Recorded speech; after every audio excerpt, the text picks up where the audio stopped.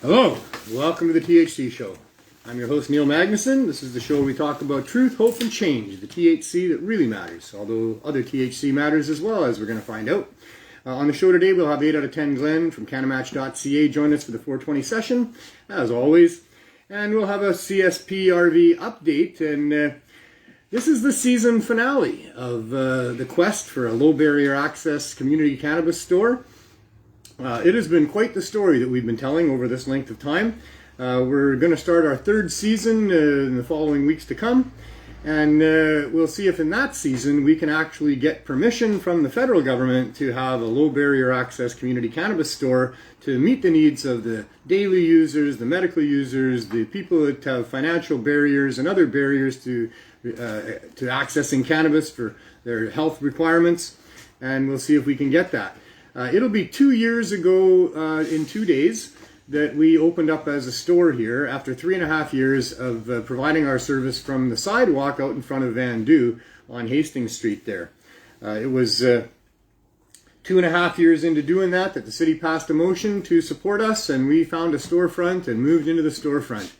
Of course, for those of you who have been following the series up to this point, you'll know all of this, but for those who don't, we decided giving away high-dose cannabis edibles was the right thing to do. In the face of a public health emergency of overdose deaths due to a tainted drug supply, and having personal knowledge myself that cannabis high-dose edibles have the power to get people through withdrawal, get off of those drugs, hey buddy, and then replace the use of those drugs. So we got that motion passed by the city after doing it for 2.5 years, and had an agreement, an understanding that we'd find a storefront and they would support us, but we found the storefront and they didn't support us. This is how these stories go. There's always plot twists every time you turn around. But they decided that Health Canada had to support us first, so we tried to get Health Canada to support us. And we're going back to about 21 months ago now, where we actually put in a great application to Health Canada and an application for a temporary emergency exemption from the Cannabis Act that would allow for us to continue the service that we had been providing for the last 2.5 years. Or actually, no, pardon me, at that point it was more like 3.5 years, closing in on 4. And so we put in that application, the one for an emergency exemption as well, and then we waited. And they did not respond in a timely manner like they said they would. The landlord felt he had no choice but to evict us for selling cannabis because his property was at risk, and so he did that. We were evicted. We got an RV right away. We moved into the RV. We continued to wait for Health Canada. 4 or 5 months after our application, in December, we actually submitted our application in September of 2019. In December of that year, just before Christmas, we had an audio-visual meeting with Health Canada and our lawyers, and they said that it was complicated, they were working on it, and they should have it by early January, but failed to tell us which January they were talking about, because 2 of them have come and gone already, and we're long past the second one, so maybe by the third one. We'll see how that goes. But and then constant communication back and forth over the next year or so, with our lawyers sending Health Canada studies showing the efficacy and the safety of cannabis replacement therapies and all of that stuff. And every time Health Canada writing back and saying, "Oh, fear not, our team is working diligently on your file every day since we got it." And of course they weren't working on it to try to figure out how to say yes, because that would have involved talking to us and structuring a supply that they could consider legal and other things. No, they've spent all that time with their entire team at taxpayers' expense trying to figure out how to say no to us. So we were in the RV for about 1.5 years when, 4 weeks ago today, we got raided by the VPD. Can you imagine that? After all of this and all that we've been through, we got raided by the VPD. Crazy. They seized our RV, charged me and 2 of my staff with trafficking, and left us to provide our services from under a tent, which we began doing the very next day and have been doing that ever since. But there's more to this story. There's been some great developments. As I said, this is the season finale, so you can expect that the cliffhangers will be answered, and there will be some fireworks and some climaxes in this one, and certainly that is the case. So working under the tent was fragile, to say the least. It did not feel very secure. The weather was not good sometimes, and that made it very difficult. In fact, one day we had to do it just standing on the sidewalk providing services because the winds were too strong. We couldn't even put our tent up. But we continued on. 2 weeks before we were raided by the VPD, we got a letter from Health Canada saying that their intention was to deny our application. I was right, that's what they were working on to try to do, and that we had 30 days to respond. And that the reasons were is because all of our supply is not legal as far as they're concerned, which I'm not sure if they're insinuating that our supply is somehow not healthy for people or not safe for people, because we've certainly demonstrated that it is. And Health Canada has certainly demonstrated that there's a lot of problems with illegal supply that we should probably be concerned about if we're going to be providing it medically to people on the downtown east side here.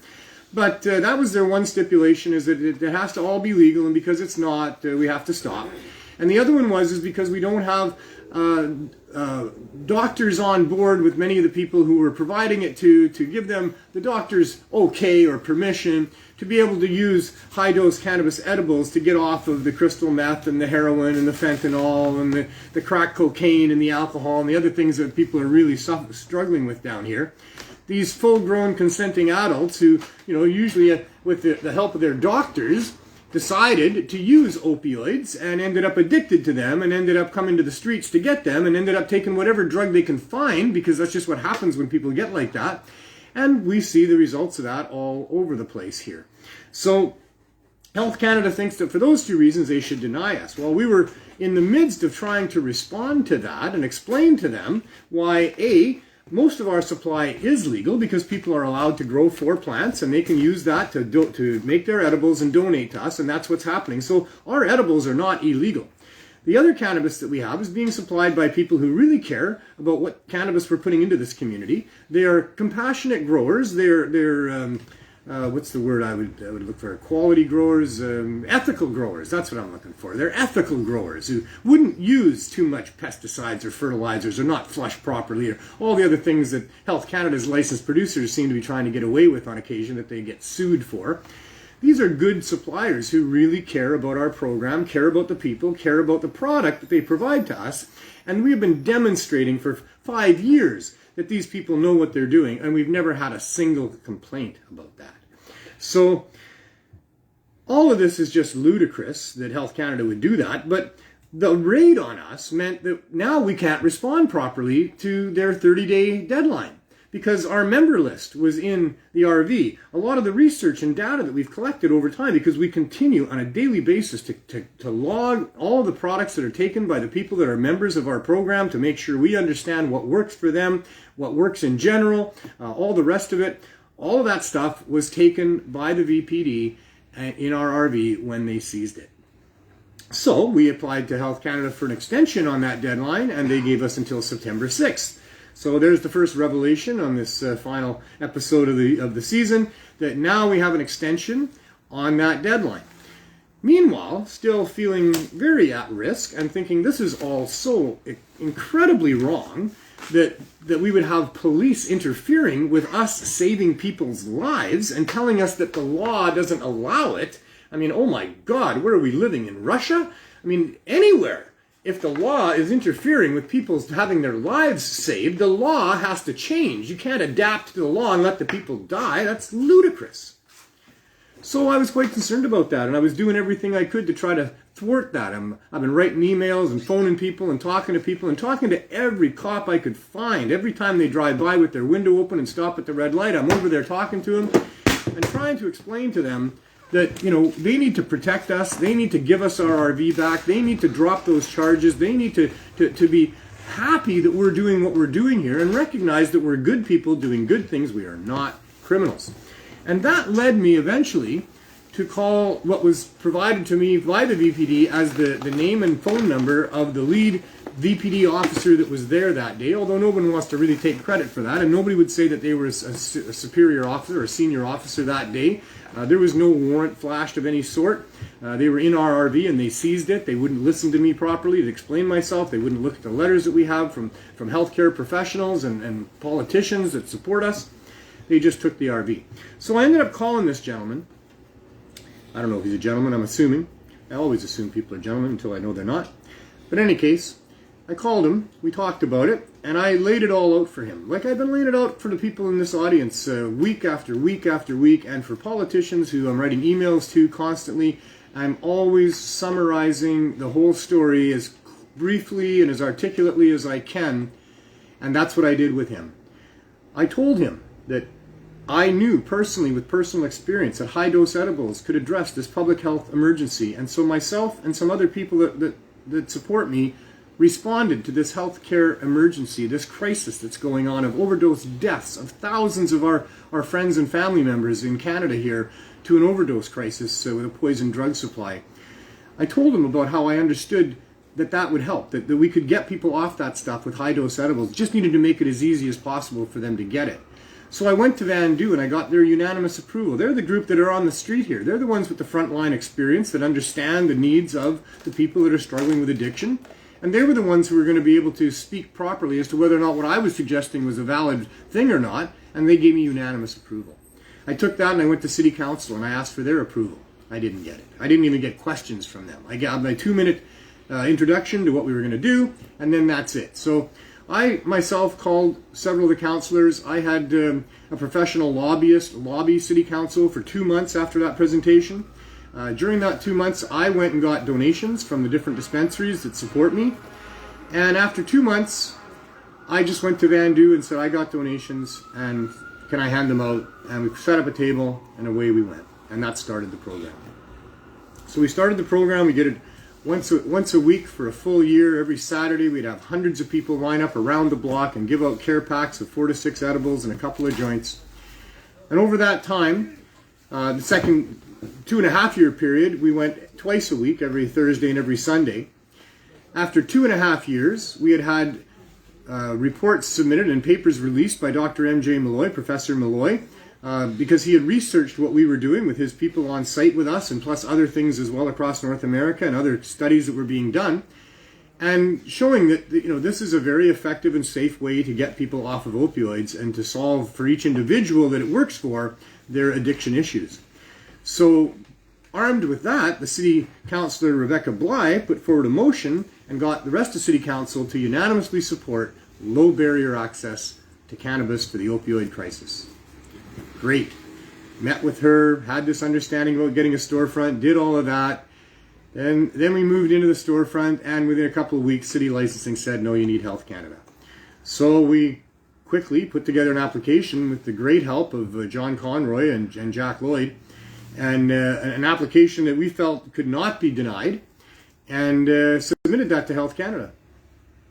And like I say, the city said, well, until Health Canada gives you that, you can't be in the store anymore, so now we're out in an RV. But I told this cop all about this whole journey. I told him that whole story.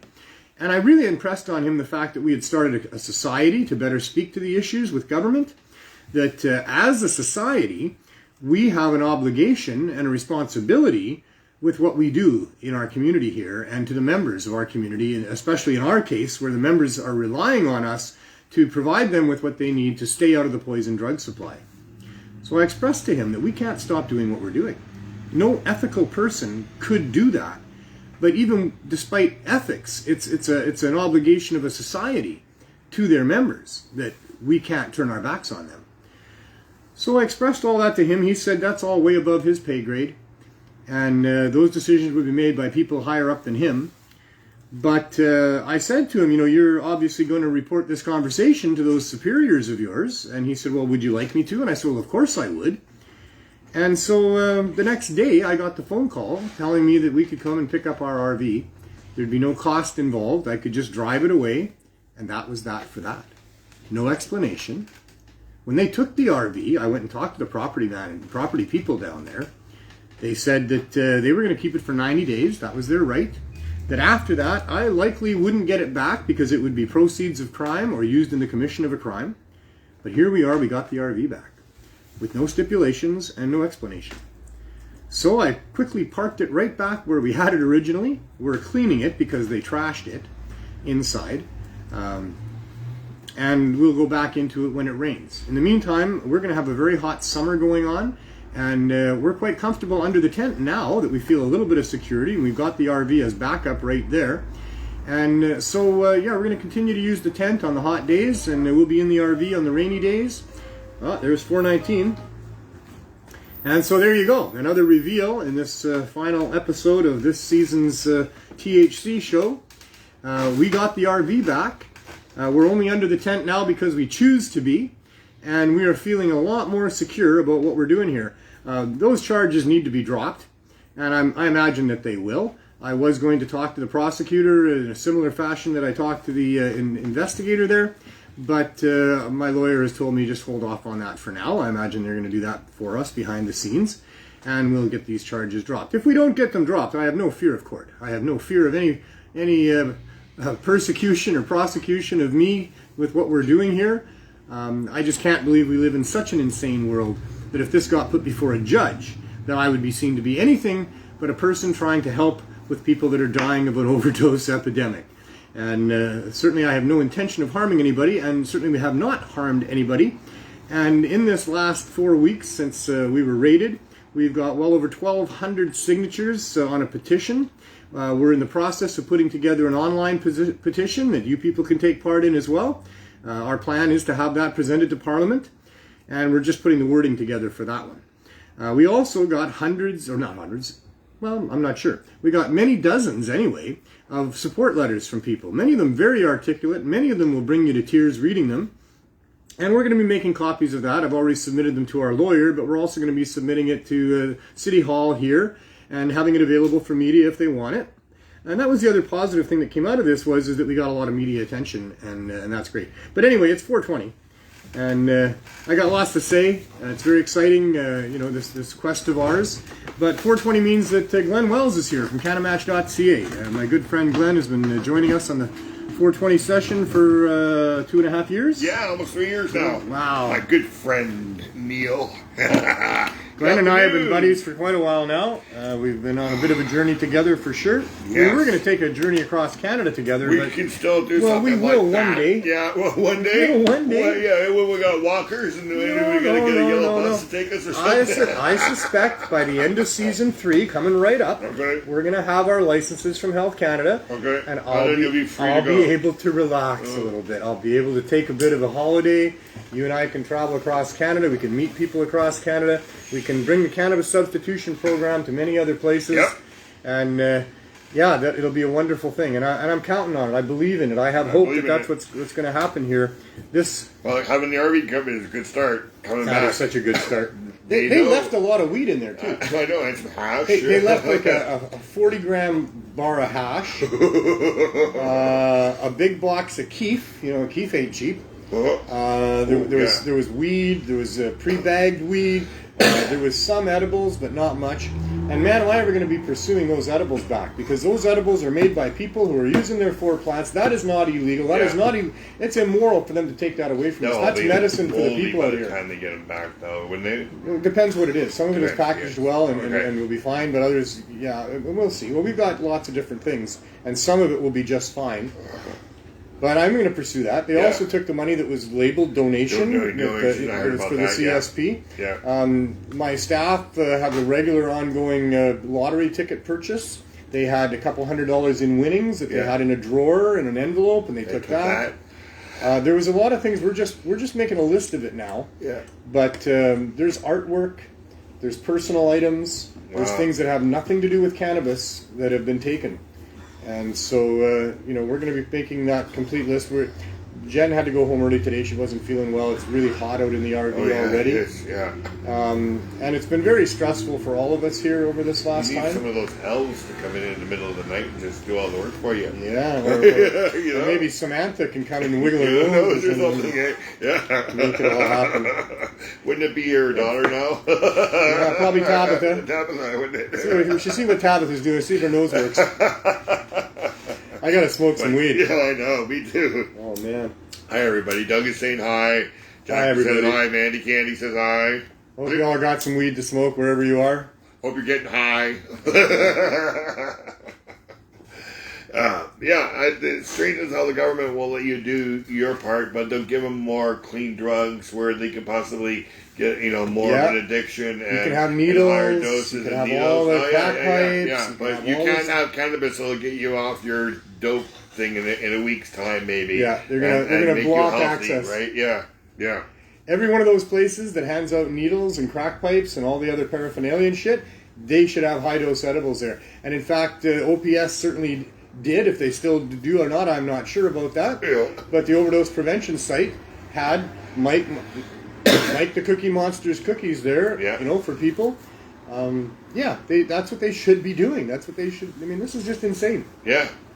I never thought it would have happened like that. I mean, Well, crazy. In the sense that it was bad that it happened, I think a good thing is coming out Well, the of it. raid has given us some momentum and Yes. some forward motion, 100% Because we all for know sure. that if it was the CSU, you would not have this coverage, the media Oh, coverage. sure I would've. You think Oh, so? hell Well, they never did Oh, that hell yeah. for Ted. They never did for the Blue Door. Oh, Ted's had some fairly good media coverage. Oh yeah, from the CSU radio. But I think that we've got a good standing with the media. They've been following us, even though they don't report on us very often. Yeah. They've been following us. I do send emails to the local mainstream media regularly. Whenever I send an email to, say, Carolyn Bennett, the Minister of Mental Health and Addictions federally here in Canada, or whenever I send emails out to anybody, I always include the media. So CBC, Global, the TIE, Cannabis Culture, and CKNW, there's a bunch of them. And they're all included in those emails. So they know what's been going on. And once we were rated, I had really good interest. We were the lead story on City TV. Yeah, I saw CKNW spent a whole day talking about the Cannabis Substitution Program, and I didn't hear it. No. Somebody alerted me that it was happening. Oh wow. I quickly turned on the radio. Yeah. And the only thing I hear is Neil Magnuson and the Cannabis Substitution Program have been raided by the VPD, and they're not sure why, and we're going to find out, and whatever else they had to say. But right then and there, turn it on, and they're saying my name. You might be able to find online. Yeah, if I could have a few moments of peace, Yes. I might be able to go back and listen When to you what go they to had to sleep say. tonight or something, maybe you can play back the conversation, right, or something like that, where you got some time after 7 o'clock. You should see my list of things I got to watch and listen to. It's not easy being me. Everybody sends me all kinds of stuff and expects me to see it and look at it. And, time is just something that is not my friend usually. No. I'm hoping that I have enough time to get this mission completed. Well, I think I do. You do, yeah. I think well, we don't know. No, well, Look at Jack Harrer. know. Jack Harrer put out his book and said that definitely, in his opinion, it wouldn't be more than 10 years before that changed all the laws and ended the prohibition, I read Jack's book 30 years after he read it, or wrote it. Yeah. I didn't realize what he had to say, but at that point I said, having read it, this can't take more than another 10 years to unravel. And then it was pointed out to me that Jack had said that 30 years before. Wow. And here we are. I said that in 2004. 18 years ago, I said, after reading Jack's book, this can't take more than another 10 years. And the reason for that, in my opinion on that, the reason that was my opinion, was because the evidence was so clear. Yeah. It really was so clear that cannabis was a benefit, not a detriment, no reason to prohibit it, certainly no reason to use a criminal law against it at all, ever. And that the reason that it had been prohibited and lied about was to protect corporate interests and corporate greed. Well, holy shit, that's a big-time crime. Yeah. This can't keep going on once it's exposed for very long, can it? So that's why I thought that it would be over within 10 years. But what I didn't account for was just how deep the corruption runs here, how high it goes into our governments. And also that the governments change within those 10 years, so you have a different view. Well, you got the view of the right, or you got the view of the left. If you had somebody who was in power for that whole 10 years, you may have had a better chance of getting it changed in that 10 years. And but unless they're a within 10 horrible years, it could dictator. be 2 or 3 But no, you've hit on changes. something really important there. Yeah. And that it's not just that there's going to be an election and then it won't matter that you convince these people because they're not going to be government anymore. They don't care. That's just one of a whole bunch of different ways that our system thwarts anybody that wants to find justice for whatever's gone wrong with them. If government has treated you badly, trying to get some satisfaction from them out of that is near impossible. Oh, yeah. And here we are. My life has been impacted greatly by the laws against cannabis. And I decided to try to do something about that. I even quit my job and dedicated myself to finding out who it was that I needed to talk to change this, what it was that had to happen to get this changed. I went and met with the Prime Minister, Stephen Harper, 4 times. Wow. I know. Well, 3. Yeah. Pardon me, 3, because the 4th time he wasn't there. He Yeah. decided to spend Remembrance Day in China. Of all stupid Landlord things. is saying hi. Hey, landlord! Yeah. Welcome back, my friend, to the other side. to the land of the unanesthetized. Yeah, and feeling young Wow, again. to the land of the only partially anesthetized. He's got a new heart there. Landlord, a great friend of the show. Yeah. He's been on it many times. Grand Marshal of our global marijuana march for years here. He had triple bypass heart surgery last night. Yep. And we were very happy to see that he's posting and he's alert and awake. Yep. And now he'll be doing just fine. About 5 or 10 days he'll be out, he says, and he'll be... on the road to recovery from what has been a really nasty bout for him. Yeah. Struggling with a bad heart. He had 37% of his heart is all he had working for him. Wow. He was in trouble, man. 100%. He's going to feel like Superman. He's going to feel Super great. Landlord. Now we'll have another force on our hands. Yeah, and just in time for Cannabis Day, which we should talk about. We used to have Super Dave, now we have Super Landlord. Well, Landlord's been super for a long time, I know, right? But lately he's really been dragging himself around because the old heart wasn't working well. He's been in pain. In Ontario, they call them superintendents, right? Maybe we'll just call him the superintendent now since he's so super. Why is it Ontario they call them superintendents? I don't know. Who are they calling that? Superintendents? People that own buildings and stuff. Well, they call them that here too. Oh, do they? Oh, I thought that was managers here.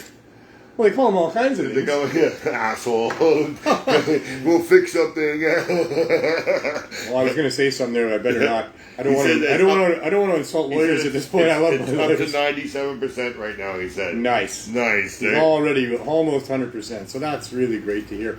And Landlord's going to be at Cannabis Day. He's helping me organize it this year. We're going to have a great time.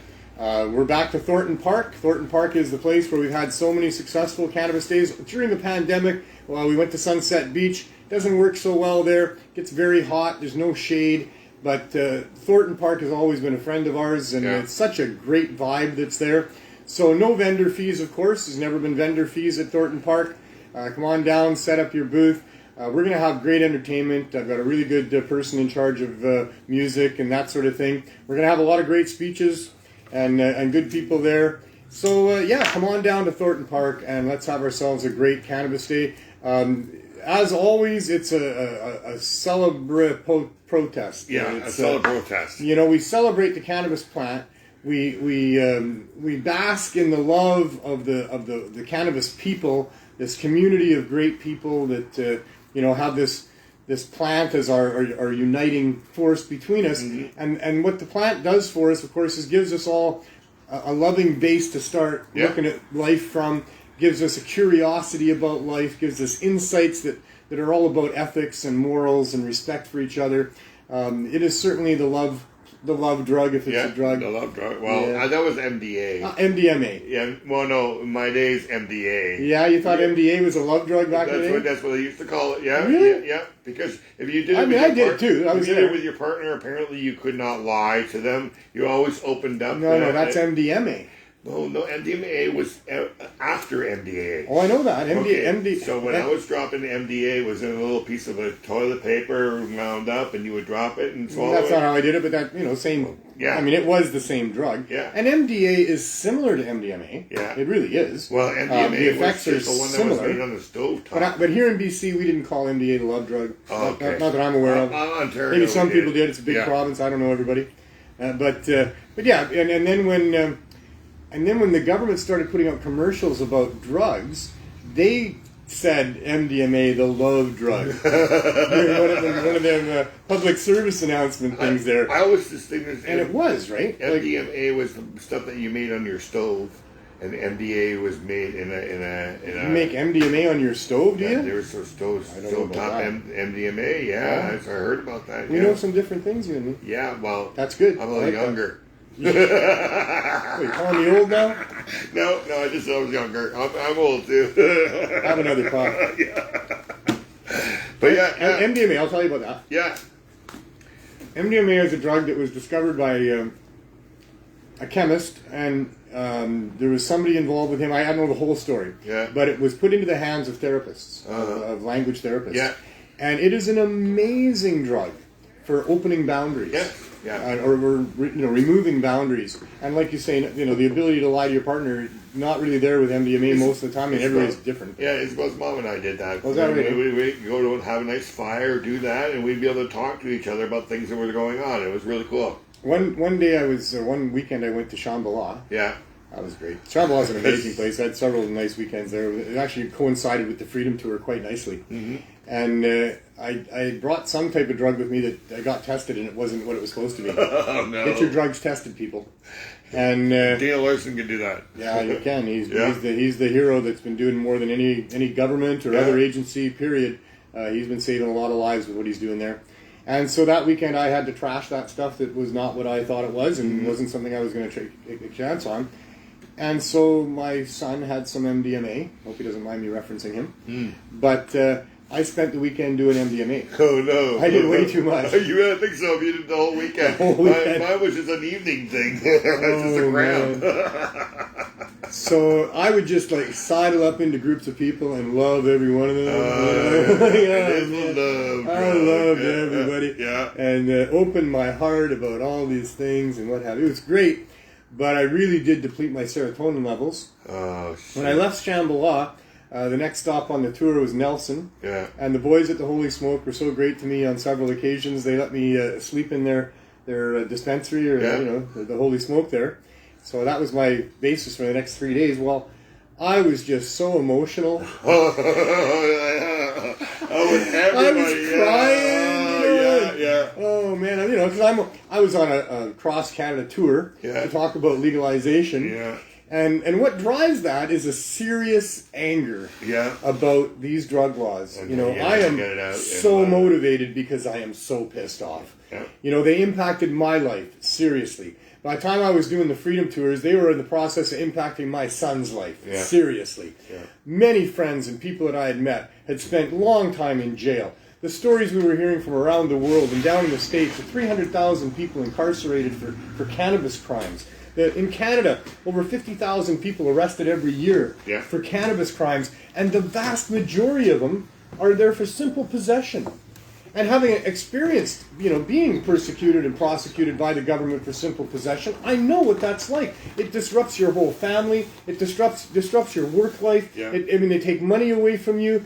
All this stuff that happens, they literally are ruining people's lives because they found a little bit of herb that the person thought might help them feel better in a crazy upside-down world where a lot of people don't feel good. Yeah. So I'm angry about that. I'm really angry. I spent I'm lots an of empath. weekends in jail that they can't give me back. Yeah, man. Yeah. I could go on and on and on. Provincial jails. The people that I've met, the stories that I've been told, I did the Freedom Tour 4 times. So 4 times I spent 5.5 months going across Canada slowly, from community to community, meeting the activists, meeting the med patients, meeting the media, meeting the politicians, all of it.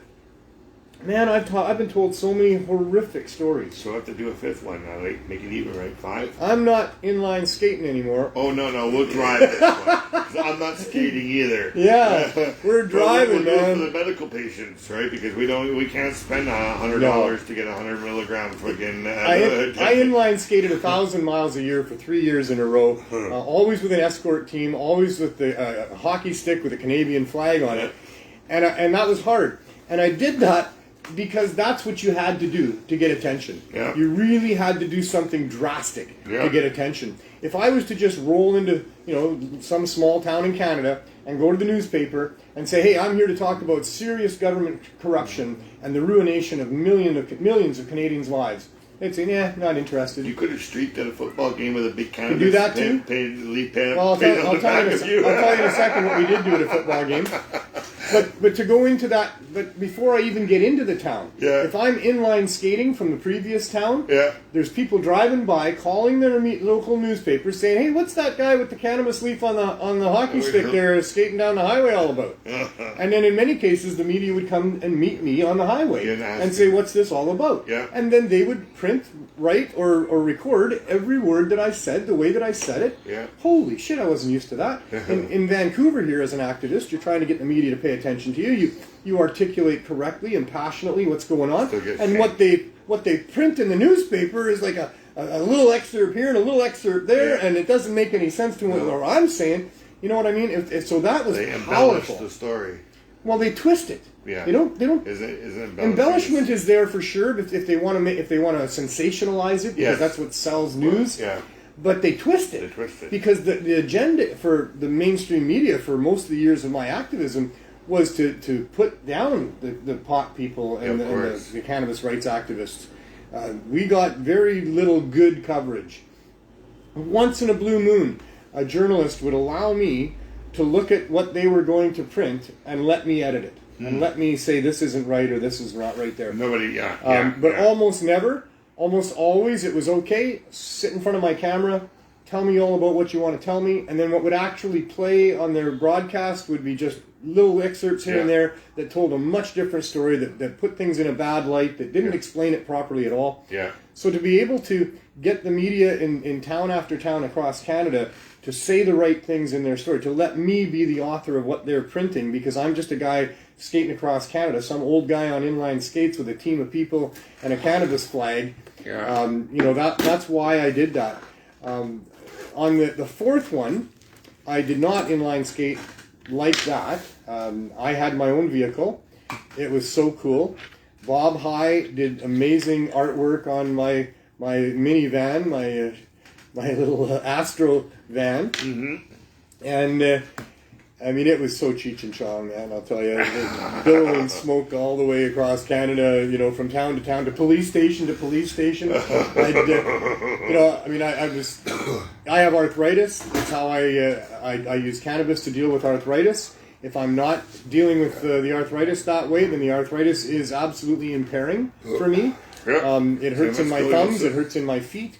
And it's hard to drive if I'm distracted by that amount of pain. Yeah. And so I smoke cannabis. I smoke cannabis all day, every day. Me too. And I'm able to deal with shit. It's not such a big deal. And certainly on a drive across Canada, I was smoking cannabis every hour. I was lighting up another joint. And, you sound like me. And that was to keep myself alert and aware and able to focus properly on driving. I was certainly not impaired by it. It was the opposite. Yeah. But I would arrive at a police station and... the smoke would be billowing out there. I'd quickly change my clothes. I'd put on my dress pants, my black dress pants, my black dress shoes, my Leap T-shirt with the badge on it. Yeah. And I would walk in there and pretend that I was a police officer. I would never say that I was. But I would arrive there looking like that, have my Leap handouts, talk to the receptionist, explain that I was representing Leap. Although, I never said, you can't be a spokesman for Leap. No, you can't be, no. But I was there on behalf of Leap. I mean, they sent me brochures and pamphlets to hand out there. They knew that I was having these conversations. Many of their lead members were good friends of mine. Alison Murden, a prime example. Bill in Manitoba there, my goodness. These people were great friends of mine. So that's what I did. Yeah. But and in many cases, I could walk out believing that, I think they all bought it. Yeah. That they think I'm some ex-police officer, that I'm explaining the concerns that we have about young people disrespecting police, young people being lured into gangs, people being convicted of crimes that aren't crimes, the ruination of lives for no good reason, who this is. I would have all those conversations with those cops every step of the way across Canada. And in many cases, I had them, I think, believing that I was an ex-police officer. Not that I was trying to do that. No, if they ever asked me, I would say, absolutely not. I'm a civilian member of Leap. Yeah. Two quick stories. The one was in Windsor, Ontario, in a police office there, or department there, and they turned me over to a couple of undercover cops that were narcotic officers to discuss the issues. And man, we were just three cops talking about and they were Starsky and Hutch. Oh, they didn't know that I was Cheech and Chong put together, but they were Starsky and Hutch. God. And and they were like, I can't stand having them young teenagers in the back of my car both that ruin their lives with weed, And I mean, it's just terrible. It's against the law, man. We got to fight this. So that was cool. The other one was I was going to tell you about the football. Jack Elliman, a great activist, he ran the hemp store in Vernon. Put on the rally there where I got beat up by the cop. Yeah. And that was hilarious. And so he quit his job, took a leave of absence. He didn't quit it. He took a leave of absence for several months to come with me on the Freedom Tour and be my escort from there on in. Oh, wow. And when we were in Winnipeg, Manitoba, I went to the Blue Bombers head office. I explained myself, because I loved explaining myself. You know, I'm an activist. I'm going across Canada. We're trying to get cannabis legalized because, you know, this is ruining people's lives and it's costing us money and it's not doing any good and blah, blah, blah. And could I have a couple of tickets to the football game? I'm a real big BC Lions fan, and they're playing, this coming weekend.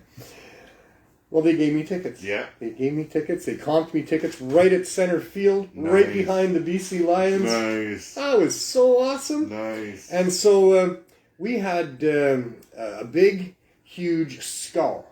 A big, what was it? Made out of foam. Yeah, styrofoam skull for Halloween. Like the ones the high five hands or whatever. It was. You were supposed to put like a candle up inside of it and put it on your front lawn. It was, really? It was a great big thing like that. Oh, yeah. And we cut the bottom of it right out so that you could put it over top of your head. Oh, nice. And we cut out some eye holes so you could see.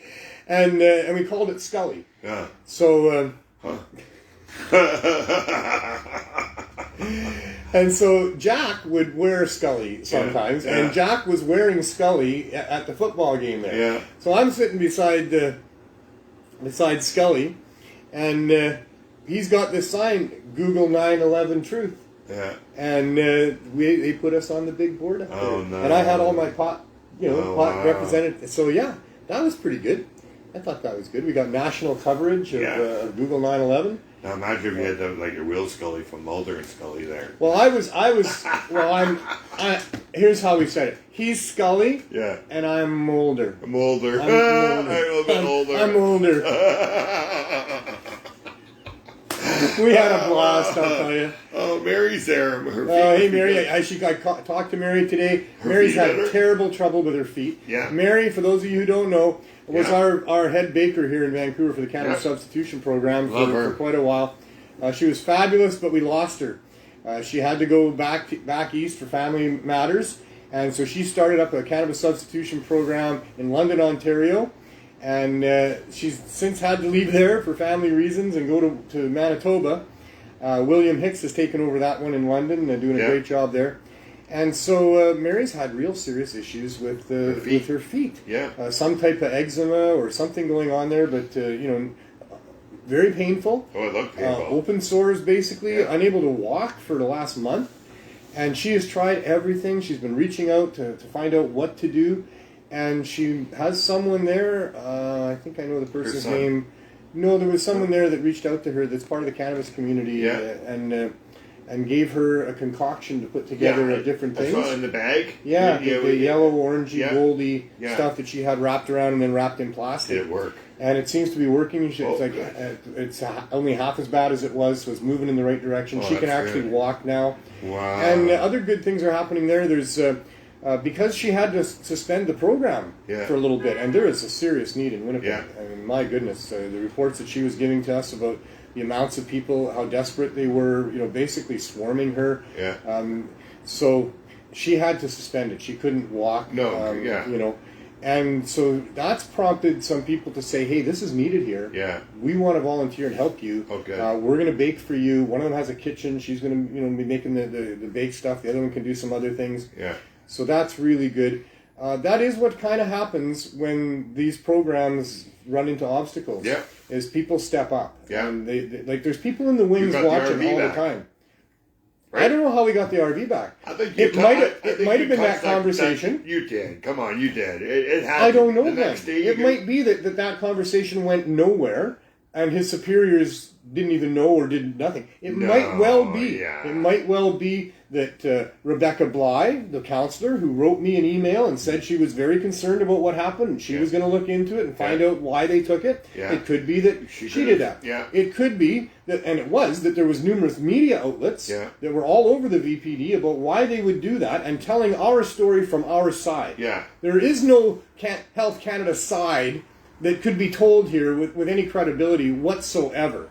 That Health Canada would be doing anything to interfere with what we have demonstrated to be the right thing to do to address this crisis at this point would not be looking good on them, no matter how they try to twist that story. That I'm a lawbreaker, that, our product is unregulated, that, there is nothing that they have that would justify at all impeding in any way what it is that we're doing here. They need to come to us. They need to allow us to tell them how to regulate cannabis properly to address this opioid crisis, to allow medical users, daily users, and poor people to have proper access to cannabis. They need to come and ask us about it because we have real-time frontline experience. 5 years. And we know the answers to all those questions, and we can answer any concerns that they have about how you might be in trouble if you do those things. High-dose edibles. They're so afraid of high-dose edibles. Mm-hmm.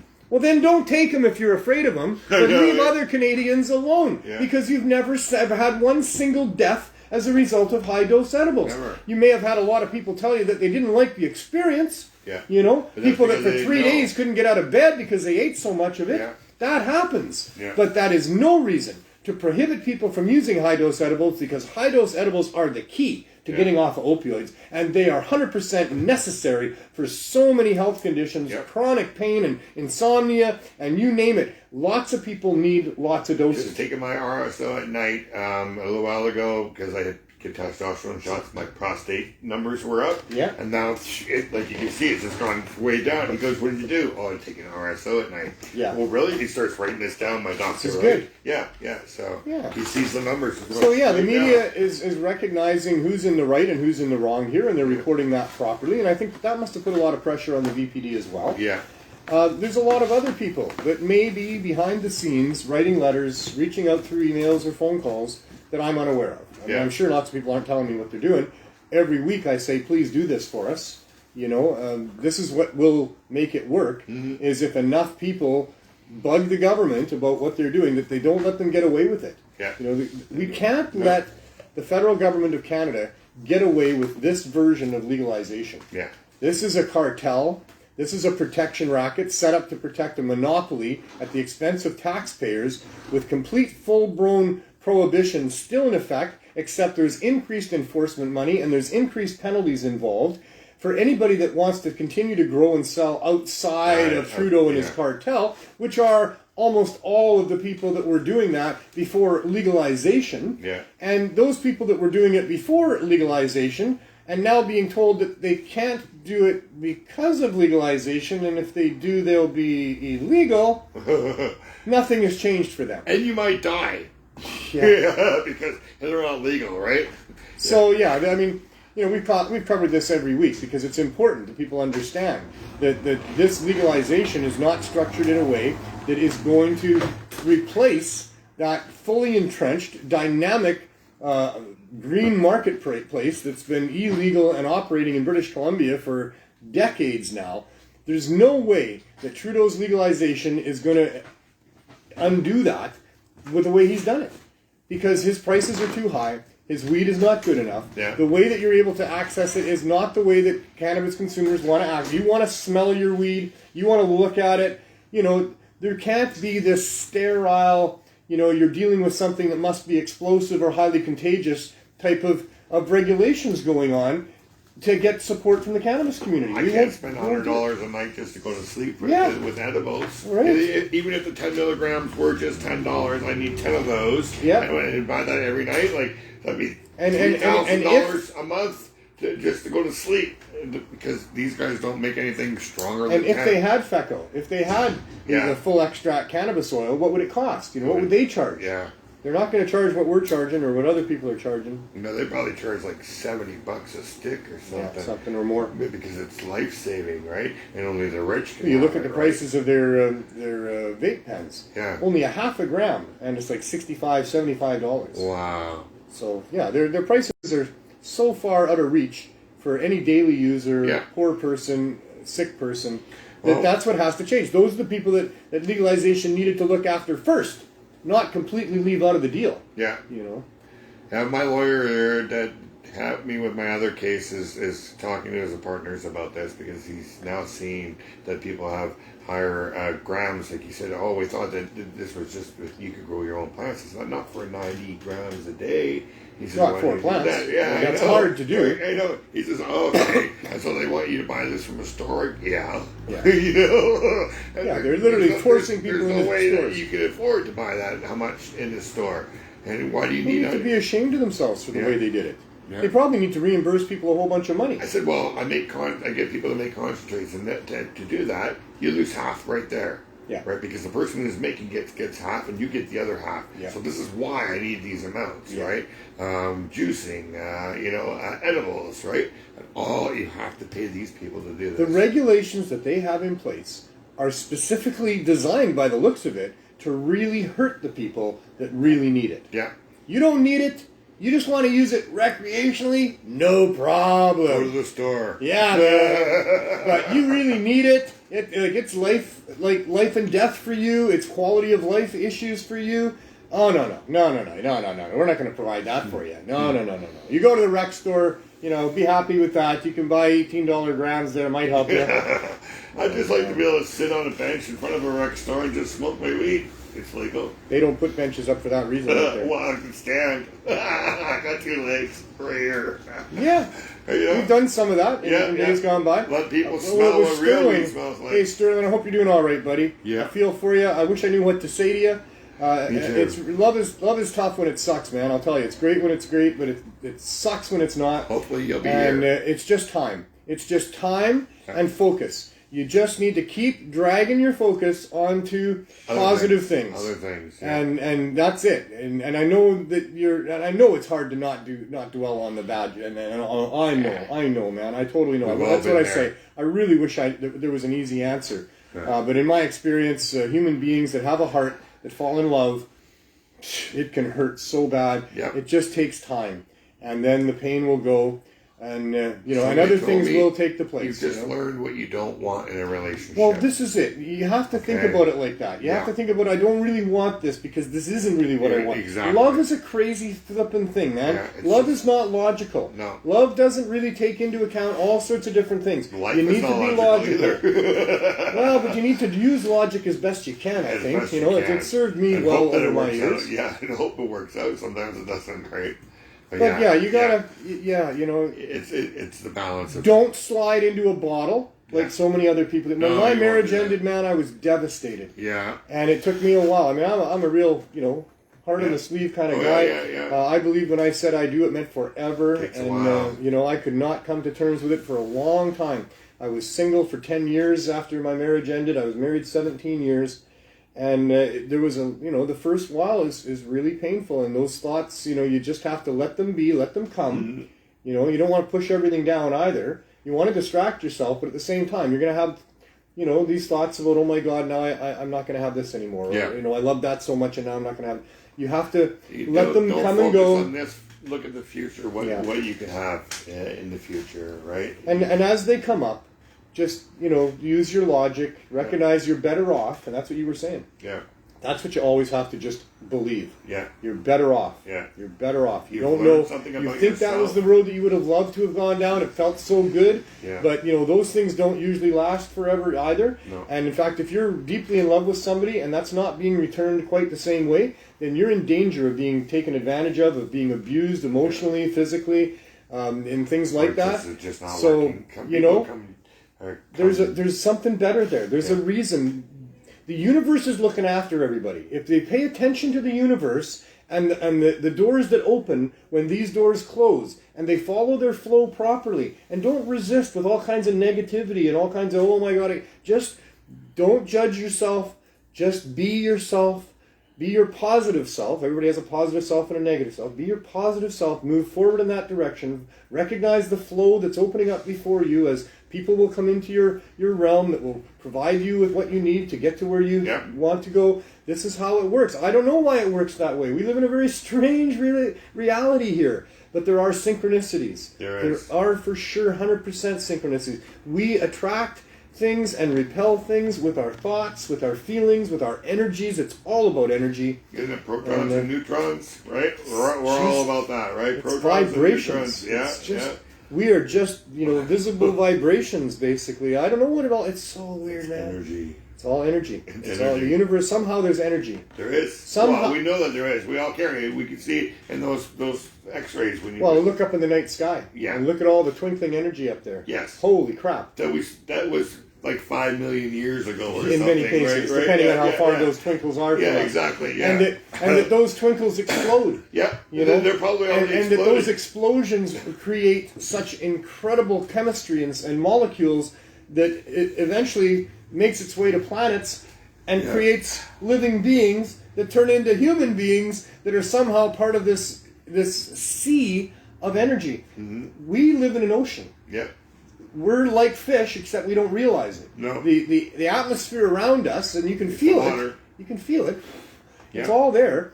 Is full of energy, and we live in these energy fields, these grids, and we're all connected. Everything is connected. In fact, on the atomic level, there's this duplication of atoms where one atom can be light years away. Oh, really? Is reacting and responding in real time at the same time as this atom here, because they're in a relation.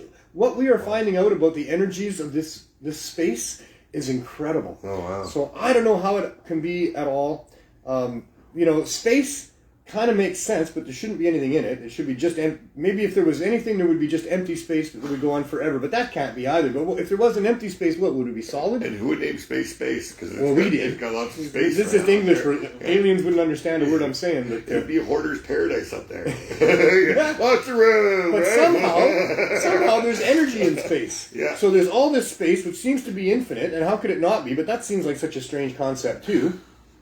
Holy shit, right? Yeah. But if there was an end to the space, and the space is so vast we can't even begin to explain it. If there was an end, would it be a wall? Isn't the end a black hole? Well, then that's not the end, because there's still going down there. No, it goes through this way, not down. But a black hole is that way. But So what you're saying there's a barrier?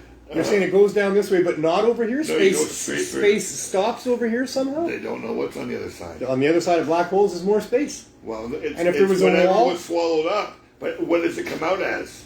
Well, that's a whole different energy phenomenon. Does it come out as when it was swallowed up or mashed up, like because it went through things are shredded apparently. The molecules are shredded, but they can beam you up and beam you down, and you're still really know. Most of it's theory. We don't really know.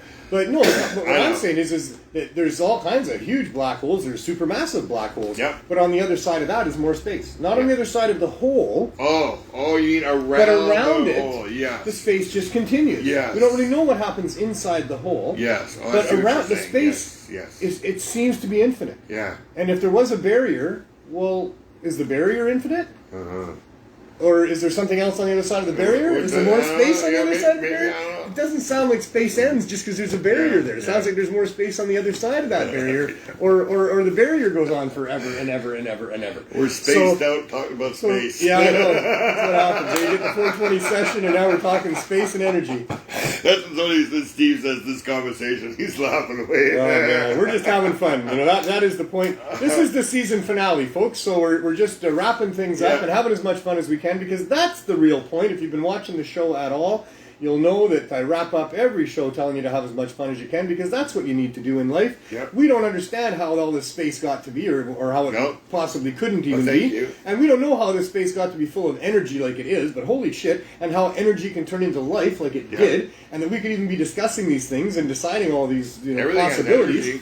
We don't know anything about that. We do know that there's yin and yang, there's positive and negative, that there's some extremely positive things going on. There is some sort of balance. And that there's some extremely negative things going on, like whatever gets shredded in a black hole probably didn't like it. Nope. So there's negative, there's positive. It seems to be a yin and yang universe. And there's enough to be depressed forever and probably commit suicide over if you really want to focus on it. Yes. And there's enough to be blissful forever and really miss all of the stuff that you should probably feel anyway through life if you want. And in the middle there is a life full of the yin and the yang, the ups and the downs, the positives and the negatives. Mm. And the big thing that I've come out of my life, it's only my opinion, this is not fact. I give facts and I give opinions, and I try to let you know when one is one and the other is the other. This is just my opinion. My life experience has told me that at this point, what's most important is that we have as much fun as we can. Yeah. Life is short. Life is brief. Yeah. Whatever turns you on, whatever is your thing, go for it. Yeah. You have a brief time to do that. Yeah. Make your bucket list. Write out the things that you'd love to do that you wouldn't even need to be paid for. Mm. And then go see if you can get some of those things for yourself, Have as much fun as you can. That's just my advice. Yeah. If you don't, and not that everybody should do that either. You do whatever you want to do. But that's how I feel. So that's what we're doing here on this final episode of See, that, year number 3. That Fire OG is pretty good, eh? Very good. Yeah, that's from the Herbalist, the THC Herbalist. The Herbalist hey, has been doing like a great too? job of supplying us with some nice things here. Yeah, Sure. well, I bought this. I've been buying it, but he did supply some free stuff before. But we're not doing this because we're paid to do it. No, I'm actually buying this. If I like what somebody brings me, I will say so. Yeah. I haven't ever charged anybody anything for promoting their stuff. Maybe I should. I have no idea. But what could I don't you like charge? that even. I mean, well, sure I do. I mean, I don't know. Who knows? There's pros and cons in everything, right? Yeah. That's the beauty of it. No matter what it is, no matter how you're looking at it, somebody else is looking at it differently. Yeah. There are many ways to look at any particular given thing.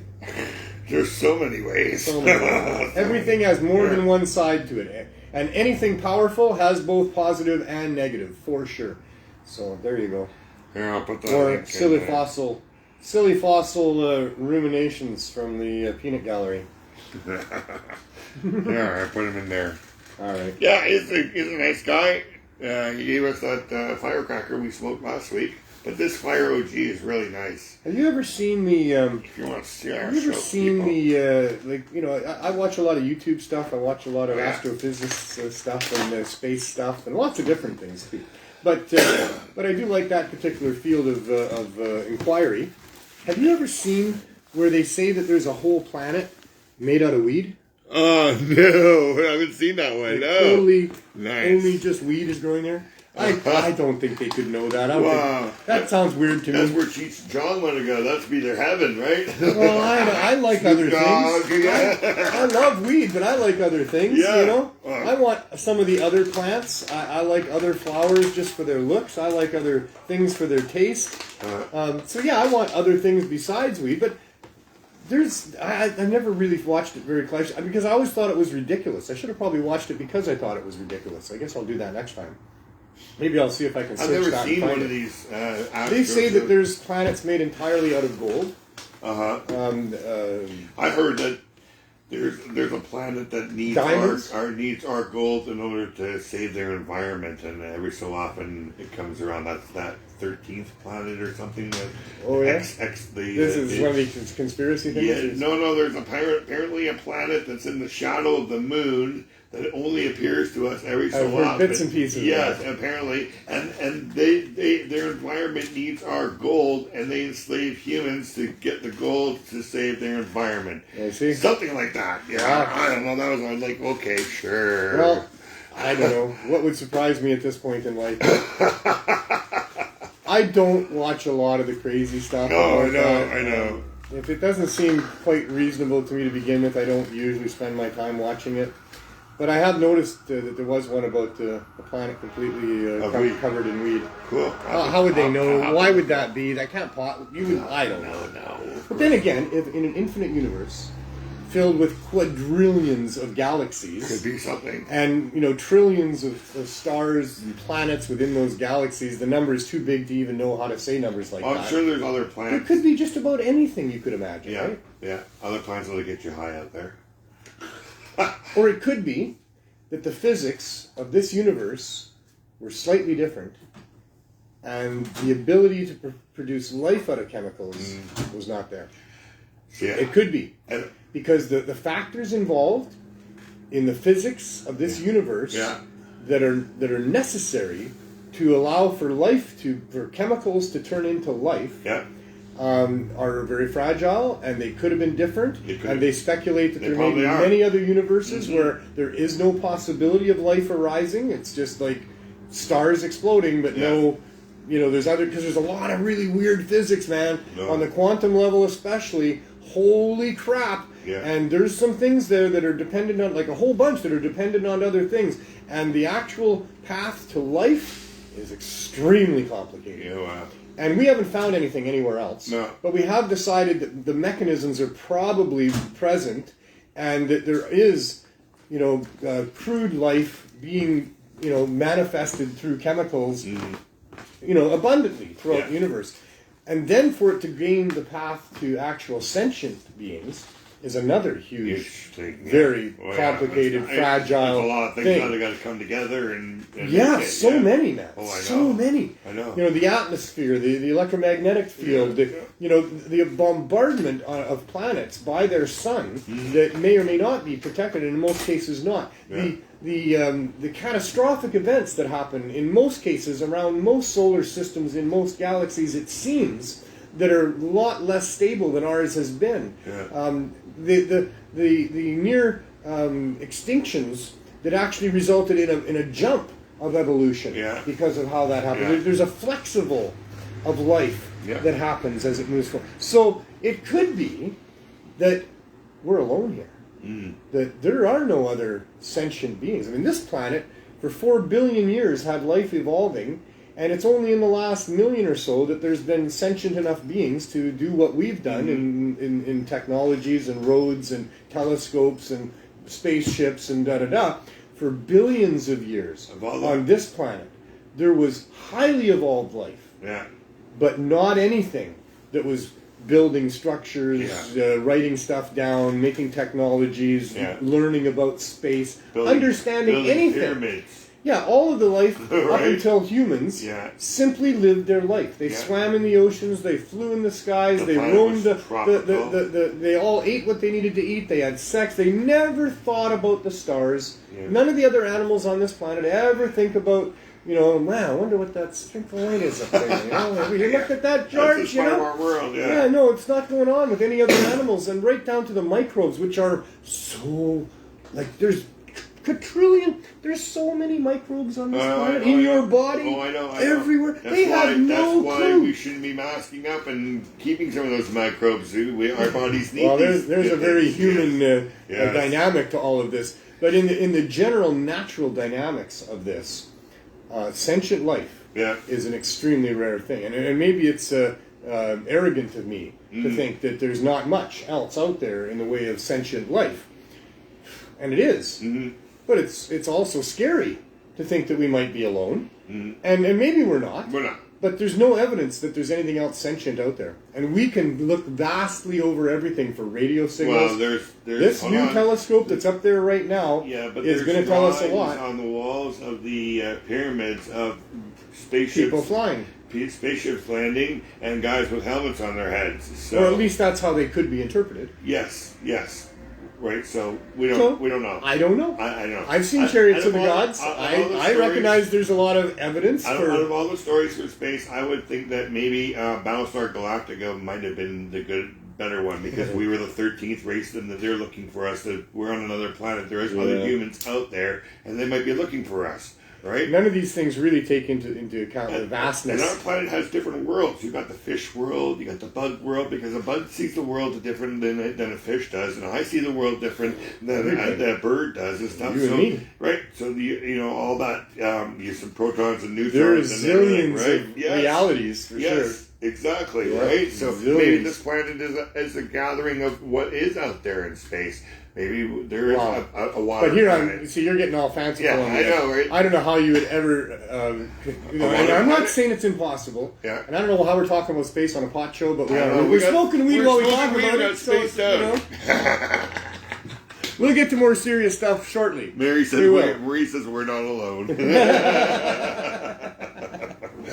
All right, where were we for a second? We're ending the season. We're just having fun. That's the point of it. Yeah. And that's the point of the 420 session. I told you that. Remember that? Yeah. 2.5 years ago, Glenn? Yeah. I said, I'm serious about this shit. This is serious fucking shit that we're talking about. Annie Barbie, that deserves to be there, because every once in a while you got to get really upset about this stuff, and I need to talk about this stuff. We need to get the world to recognize just how serious this is. Yeah. That people aren't allowed by government policy to imbibe in a natural medicinal herb that makes them laugh, feel good, see life in a slightly different but nicer way, or whatever. Even if it's hurting you, somebody's not allowing you to hurt yourself. These are wrong. This is wrong. This is what's really wrong with our society. This is why our societies are messed up. Is because a bunch of people are telling us we have to do things and we can't do things. And if you can't legally, without being a criminal, ingest some plant matter with the intent to feel better, then you're not free. You are highly oppressed.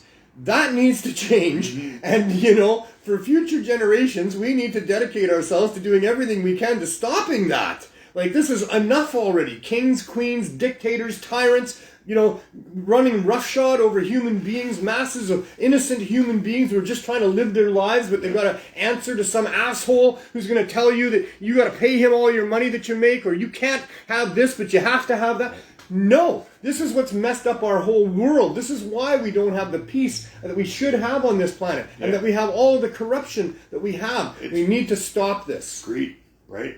It's greed for sure, right, 100%. Let's build stuff that's going to break, so you have to buy more, so we'll have more of your money. Whenever you put somebody in charge, there's a potential there for that person to use greed to corrupt, to protect his and his friends' interests, to take advantage of people that they don't like. That's just what happens. Nobody gets to be a ruler anymore. We can't have rulers here. We need public servants that could even be prime ministers.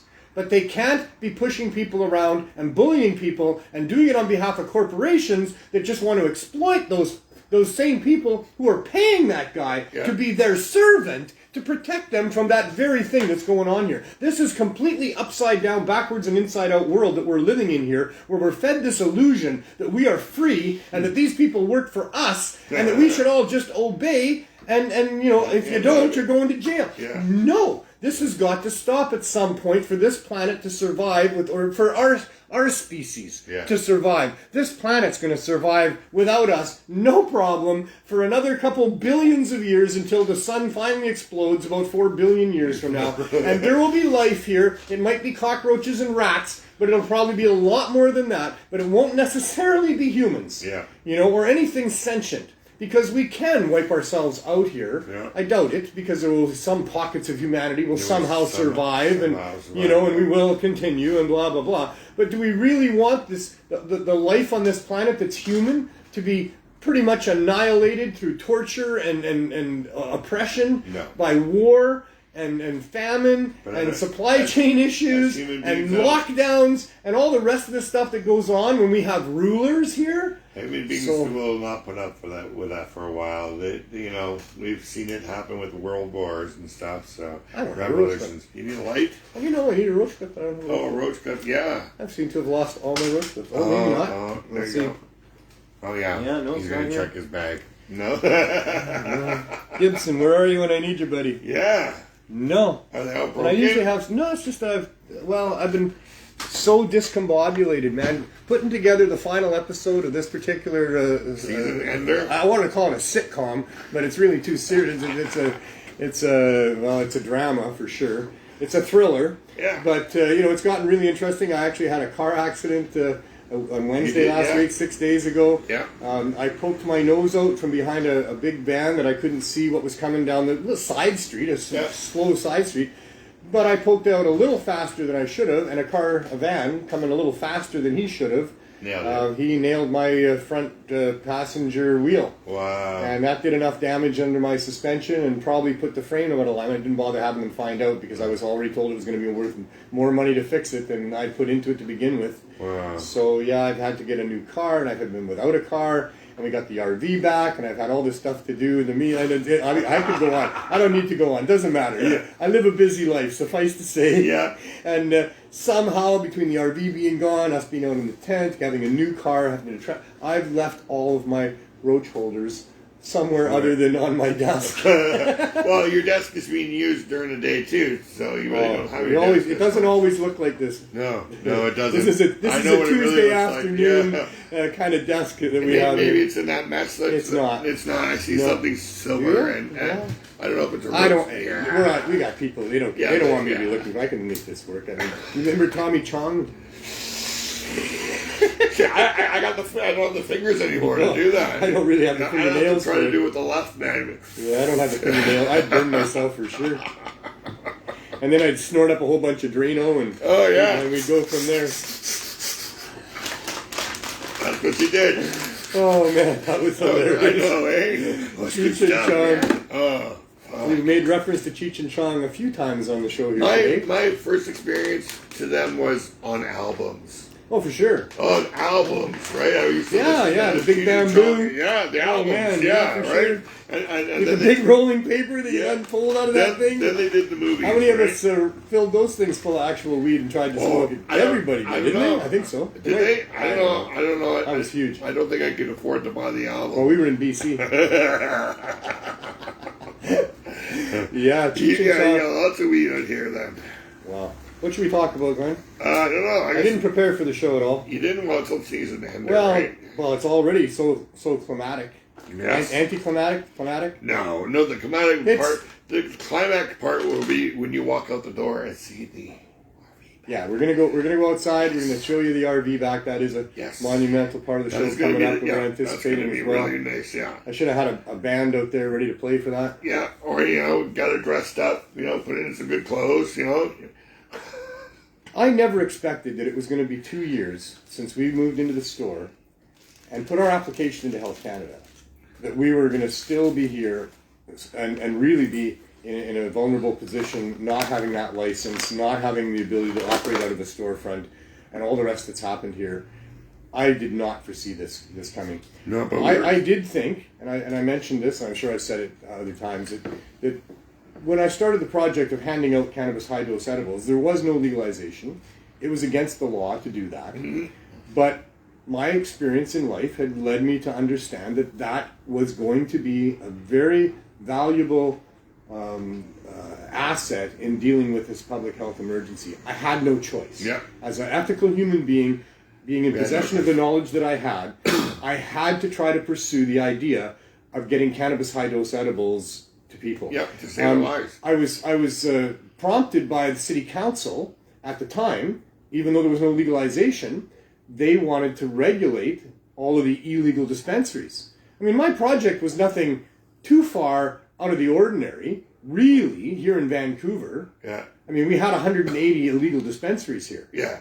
Great. With storefronts and thousands of customers walking in and out. And, it was different. It was against the law.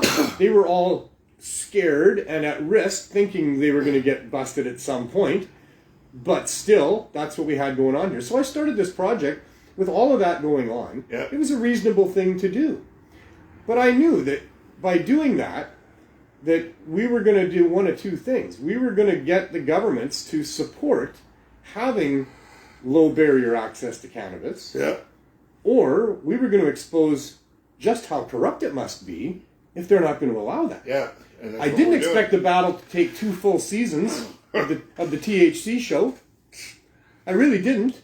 I really thought that probably by the end... quick with the government. By the end of the first year, well, they told us in December, they told us that they would likely have the licenses by January. Yeah. I remember when John Conroy and I were putting together that application that we put into Health Canada, it was not only bulletproof in that we didn't think they would be able to say no to it because we had all these experts, healthcare professionals supporting us, and we had been demonstrating the effectiveness, and all these members that had now gotten off of the hard drugs and living good lives. Yeah. We knew that it was bulletproof in not being able to, we thought that it was bulletproof in them not being able to say no to us. But we didn't think that they would be not able to say, or not willing to say yes to us for 2 years. This is a public health emergency. Yeah. And it's not just here in Vancouver. It's right across Canada. Yeah. And it's not just the visible addicts that are poor and homeless and addicted that you can see, that get their face on television. It's thousands of people living in mainstream Canada that nobody knew was addicted to opioids and these other drugs that are dying alone in their rooms. Yeah. This is a serious thing that's going on here. Very serious. Health Canada, you would think, should be the ones, spearheading let's as quick as we can find all of the tools that are possible to be in the toolbox and maximize their effectiveness and stop these poor people from losing their loved ones. You would think. No. But no. And what's it about? Money. Yep. It's only about money. And then they don't care, too. They just go there and do their job, and this is what their job parameters are. And if it's not within their parameters, they don't have to fucking do it. So they don't. Well, who sets those parameters, and what are those parameters? I've listened to the oaths that are taken by public servants. That's not my job detail. I don't have to do that, right? So well, it becomes an obligation as a human being, as an ethical thing to do. If you're presented with a situation, if somebody says, "Glenn, this guy's dying over here. Yeah. I just need you to let me go over there. You're standing in my way." Yeah.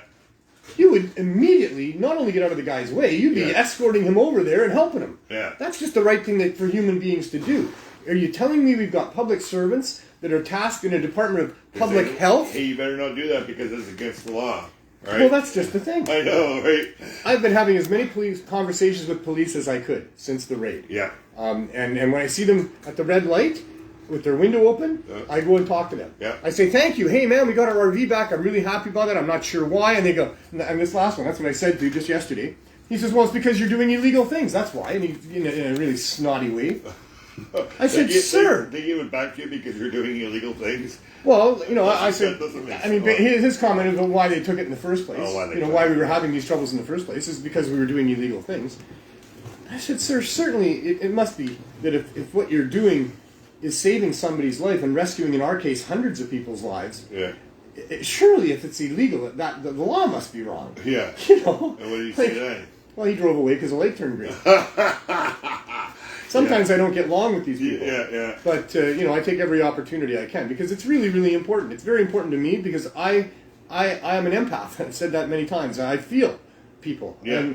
And I feel all of these people that we're helping here. When they come and then they present themselves, I feel them. And when we help them, and when I get to know them, and they become friends, and they're relying on us, and we're doing amazing work in doing it.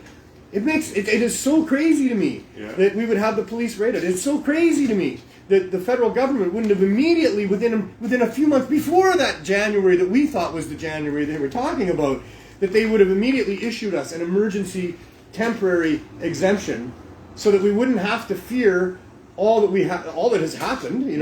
When they didn't give that to us and we were being evicted, we had lots of conversations about the possibilities here, and all of them have happened. We were robbed by the anti-street vending unit. We were raided and charged by the VPD here now, a year and a half later. We have not been robbed, although I had my car broken into 3 times, and I'm not sure if that would have happened if we'd have got Health Canada approval or not. But now a 4th time, because it was actually broken into 2 days before I had the accident, which totaled it. Oh, wow. 2 days before that, parked in the daytime on the other side of the road, broken into. They stole my tent. A tent that I bought from Walmart. It was a piece of crap Walmart. And then I tried to take 2 of my piece of crap tents back to Walmart, and they wouldn't take them back because I couldn't find the receipt at the time. I now found the receipt for one of the tents, and I had both of them in the back of my car. God. Well, he only took one. So I got one tent and I got the receipt for it, so Walmart will give me the money back for that one. Yeah. If I get there quickly, probably now. Well, they're open till 10. Well, no, it's more about how long a time, from when you bought it. I don't know. I have no idea, but I don't trust them. It wasn't very nice of them to not even give me a store credit. Why not even? They usually do. I'm a good customer. Yeah, I shouldn't be. I shouldn't be. Yeah. For a lot of reasons, probably. It's hard to know what to do in this world. Well, anyway, Glenn. No, Wells. I do that everything goes well. Yeah, I've never it's Wells. Did you figure that all your life? We were saying, "Well, Glenn," and you'd say Glenn Wells. Was that early on when you were a kid? You got that? No, my grade 6 when teacher said this guy's really deep. His name is Wells. So whenever somebody says "well," I said, "No, that's Wells." Right. And for me, for you, I think I was in my 30s. Yeah. But nobody ever kneels for you. I know, that's what I mean. And I never thought of it until I was in my 30s. It never occurred to me. I don't know why, because I'm all about words. I've always been all about words. Yeah. I like words. Because it's not spelled the same way, right? True. Right? Maybe I'll take that. I'll take whatever excuse I can find. That's pretty good, right? Hang on, because maybe that's why they don't kneel, because it's not spelled well, like I don't spell it when I say it. No. I just say Neil. But we all know we've had friends in school that have had the name of Neil, and it's a flashback. It's Niel. Or my point is I was in my 30s before some guy actually dropped to his knees when I said Neil, and looks up at me and says, "So, what's your name, smartass?" So whenever you meet Neil, now you know what to do. I've never told anybody my real name. And that guy got it. He's the only one. Yeah, you got Everybody else, I'm waiting. You kneel and I'll tell you my name. What I do is I actually took Harry Lorraine's memory course. Yeah. which was an excellent thing to do. Harry Lorraine, a cool guy. He's a small guy. He's low, like he's real low to the ground. He kind of hunches over like that. He's all covered in hair. Yeah. And Cousin Ed. and it's raining. Cousin Ed. It's constantly raining where he lives. So he's Harry Low Rain. Okay, sure. Harry Low Rain. Okay. Harry Lorraine. All right. Harry Lorraine. You may or may not forget that name. No, you may not. No, well. Because if you did it right, if you really visualized all of that and you put that together and you connected the Harry Lorraine with the hairy guy running low in the rain, then that's how you remember things with Harry Lorraine's method. Oh, I see. What you're saying. Yeah, sometimes I do that too, yeah. So I did take Harry Lorraine's memory course, and, that's really good. Doesn't mean you remember everything unless you really work at it, because your memory is a muscle. Yeah. And if you train your memory muscle, you can train it to do all kinds of amazing things. And probably remember just about everything that ever happens, including photographic memory, which is a whole other thing. But that's a burden. Photographic memory and remembering everything is a real burden. Well, you can't be thinking of everything at any one moment, for one thing. But, anyway, I think it's a burden. How do I know? I don't do it. I just remember when I need to. I don't remember everything as a photograph because I don't. But how about things that are presented to you that you then forget moments later and can't bring back? Does that happen to you? Yeah, but it comes back. Does it? Yes. Yeah. It's only like for a minute. For me and a lot of other people, it doesn't. You just got to concentrate on something else and it comes back. Like a name. Yeah. So somebody tells me their name. Yeah. Prior to Harry Lorraine. Yeah. And I'd forget it 2 minutes later. Yeah. Me, I'm more. I read Harry Lorraine stuff, and so there's several different things that you do, but the idea is to pay attention. Yeah. And make it crazy if you can. Yeah. The hairier he is, the better. The harder it's raining, the better. The lower to the ground he is, the better, as you visualize. Okay. And better if he's actually exploding. Yeah. Because if you can make things explode or bleed, gore is good too. Yeah. Whatever you can connect things to that are outrageous, that's when you remember them. When one outrageous thing interacts with another outrageous thing, that's one way of remembering. You also would use the person's name in a sentence 3 or 4 times over and over in your head. You would think of who you know that has that name, and you would think of them and think of this person. But you really need to look at their face and not their sunglasses or their baseball cap or the shirt that they're wearing, but their face. And not even necessarily how their hair is groomed, because that can change too, but the shape of their nose, the shape of their ears, the relationships between. You can see the nose as a ski slope. You can see all kinds of birds rushing out of their mouth, like millions. Millions is always good. If you're going to visualize things, use millions every time. So I'm not coming up with any actual name examples, but I'm giving you examples of what to do with a name if it has such a thing. That if you can put that name together with some visualization, and then picture it interacting with their face in some way, and make it to the millions, to the gory, to the extreme, to the whatever, that what you've done is you've paid attention, for one thing, and you have locked it in with a whole bunch of other things that work. But mostly it's if you just really pay attention. Because mostly what I'm doing, when somebody was telling me before Harry Lorraine that what their name was, I would say to myself, as they're saying their name, oh shit, I don't remember names well. So instead of paying attention to the name they were telling me, I was judging myself, bringing that fear into the flow, and suggesting to myself that I don't remember names well. And then 2 minutes later, I forgot the name and went, damn, again, So I read Harry Lorraine's book, and now I'm pretty good. But what I have to do is pay attention. And if I stop for a moment and think about it, lock it in by doing those few things, and now it's not on a conscious level.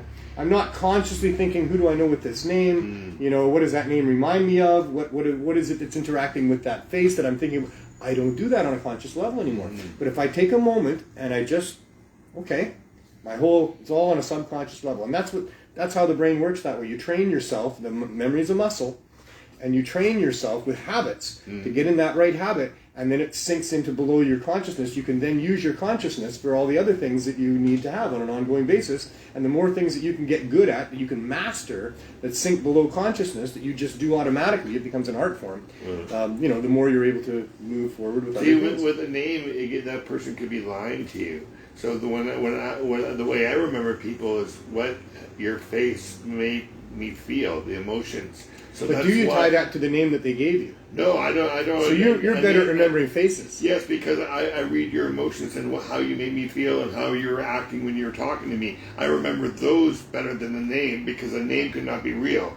Well, the name just needs to Right. link. The The name emotions, I needs to think, link to those yeah. emotions, and Yeah. you're absolutely right. Emotions are the key. Yes, yeah. You make it extreme. You make it gory. You make it so you're scared. You make it so there's a million that can't possibly be. You know all these things that you do that.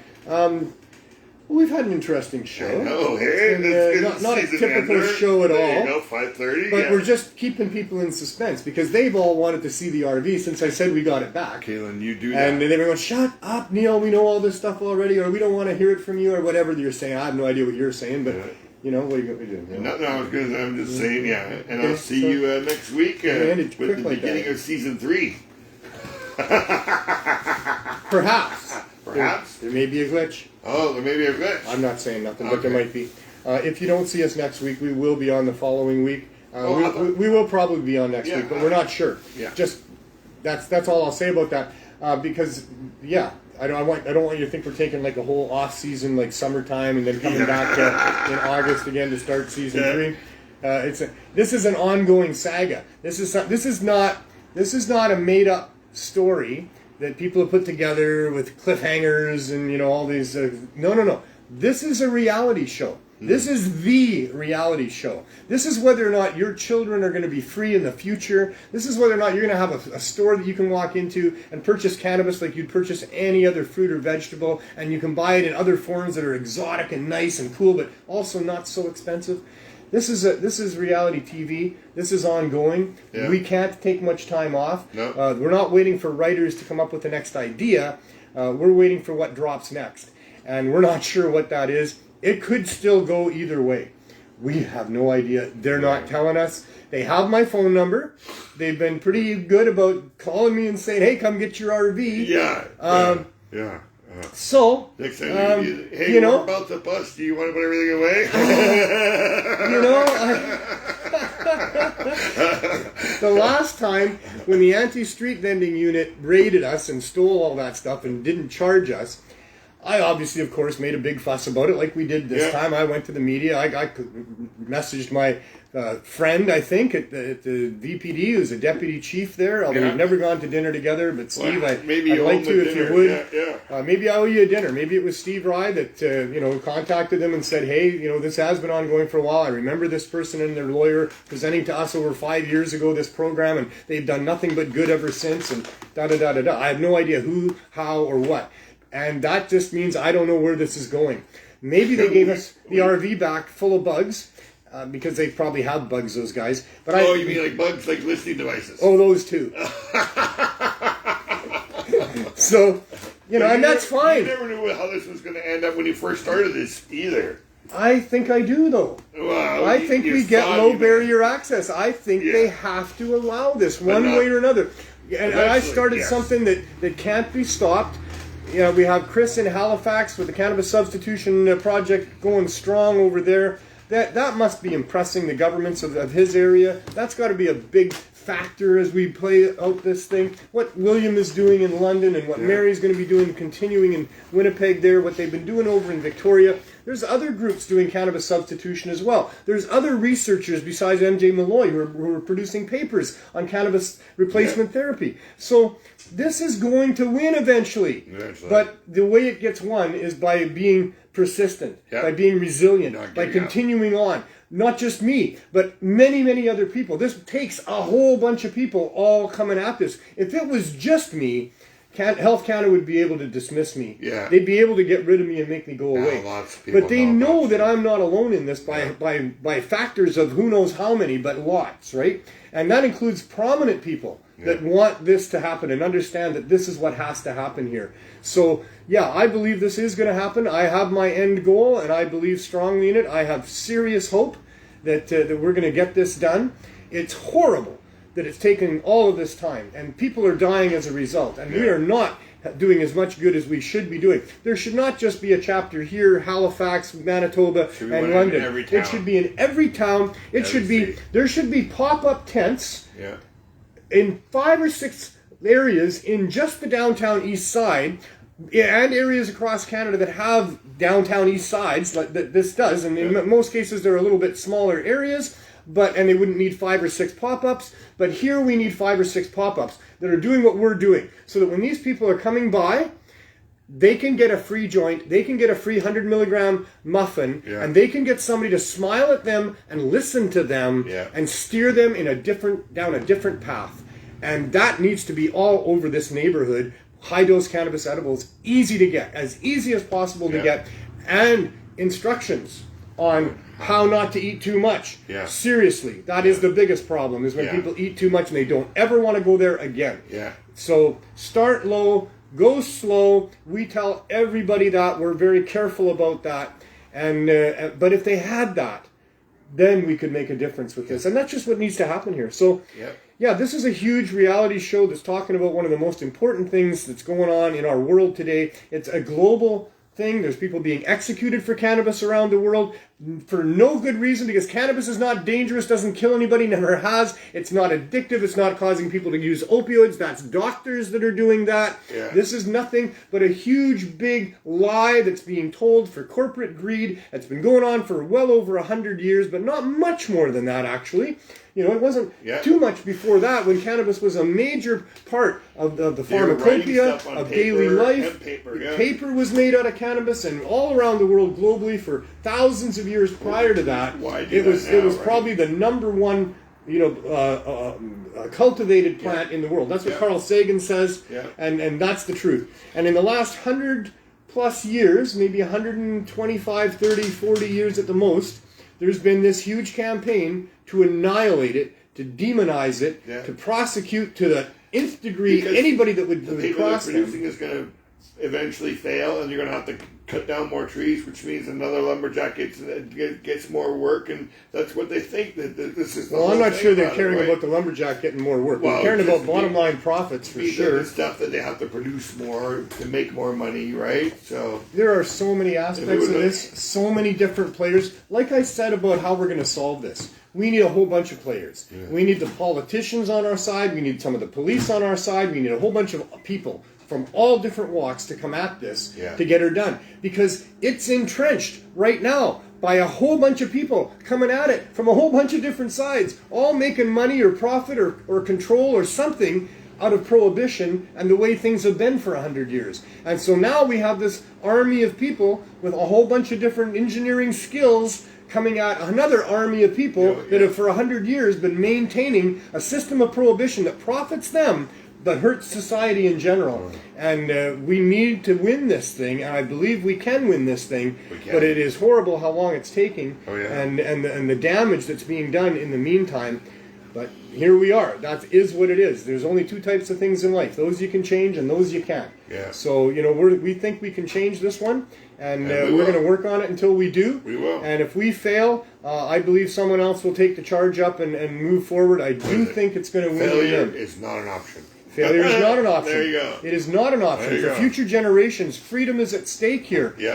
Access to natural medicines and like I say, freedom. There can't be what's bigger than your freedom. The freedom to choose for yourself, the freedom to have all the things in life and in nature that a person would want to have available to be chosen, instead of greedy corporate bastards who want you to use their stuff and only consume and produce for them. This is what's screwing up our world. We need to have democracy where the governments are public servants, where they're limited, they're accountable, they're transparent, and that we are sovereign beings, and they work for us, and they protect us to be able to choose gasoline, pesticides, white sugar, a whole bunch of things that might not be good for anybody, but we are free adults, and if we're not using those things to hurt other people, it is nobody's business but our own, and certainly not the business of public servants who we as the public are paying to protect our right to be able to use whatever it is we want to use, unless we're harming somebody else. Not allowed to harm other people. That's the only rule. You need the freedom to be able to go out into an RV and help people if you want, and there's a segue for you. Yeah, you want a segue. All right, thank you, Brian. Sir.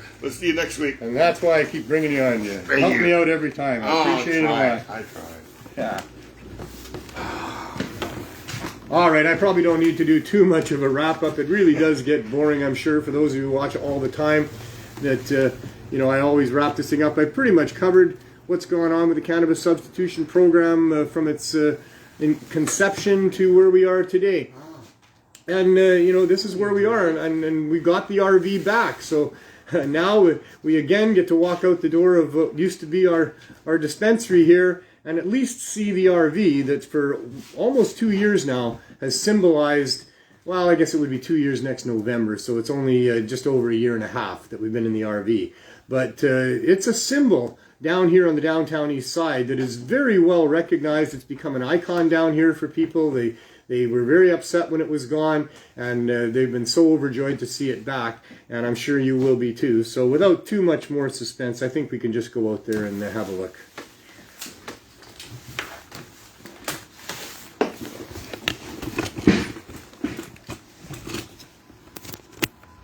I can probably find one of my tokers out there.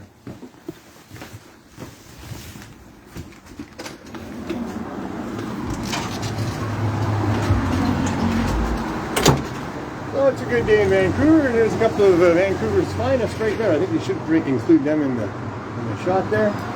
That's good, although I'm not sure I necessarily like to see them associating this with that, but they probably already know for sure. But anyway, it's a good day in Vancouver. It's not raining, but it's a great day in Vancouver whenever there's not a raid on the CSP. And that's what's been going on here. Is there has not been another raid on us. It has now been a month, or 4 weeks today anyway, that they raided us. And we've still never stopped doing what we're doing, and they've still never come and told us to stop. So that's really good. I haven't had conversations with very senior VPD officers. Hey Chris, say hi to the people on Pod TV. Hi. There you go. My old friend for sure. And there's another one there. Not friend of cannabis, but traffic authority. So anyway, yeah, and so they never did have a conversation where they said you have to stop. They charged us, but they didn't give us any conditions. They didn't handcuff us or detain us in any way. I did have to sign a thing, and I wasn't very happy. I didn't want to sign nothing. I told them, no, I don't understand why you would do this at all, and I don't want to sign anything. And what happens if I don't sign it? And they said, well, we will not let you go. And I did not want to go spend the night in a cell just because I was stupid. So I didn't sign it. I did sign it. But anyway, we're still here, and we're hanging on by a thread, I think. We've got Health Canada telling us they're going to deny our application because we're not all legal with our cannabis supply, and because we're willing to give it to people that don't have a doctor approving their choice of high-dose edibles over fentanyl. But and we're kind of perilous here because, well, we're on the street side. We're in an RV. We found out just how fast they can tow that thing away if they want to, and we don't know what they want because they're not communicating any of that with us. I believe that's because they don't want to admit that they support what we're doing here. They don't want there to be any type of a paper trail or video trail of them, agreeing with us and saying that they're permitting this. But, inaction is just as loud a statement as action. And that they haven't acted against us in the last 4 weeks, that we've continued, and not just continued, but blatantly with big signs out, slowing traffic down, and right there on the sidewalk, with the lineups of people. They know we didn't stop, and they have not tried to stop us any further. So we're hanging in there, maybe by a thread, or maybe we've got a huge ton of support, and there's no way we're going to fall or falter. I don't really know. But we'll find out as we move into season 3 coming up probably next week. And in the meantime, here it is. We do have people there that we don't want to invade their privacy on. But there she is.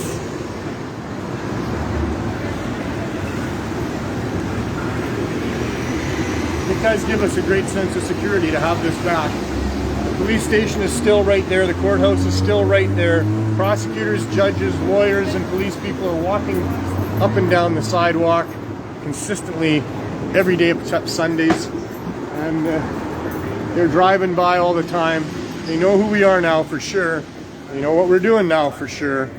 Maybe what they thought was that we were dispensing hard drugs out of here under the guise of providing cannabis to people. Maybe that's what they thought. We don't really know. But the first week when I went up and talked to the property manager, one of the more senior officers I got to talk to, he was a staff sergeant there at the property office.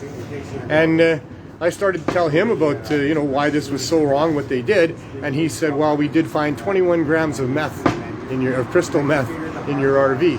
And I said, you certainly did not, sir, not a chance. If you found that there, you planted that there, because we wouldn't have nothing to do with that. And I went on quite a little rant with him about how we see this constantly around us all the time.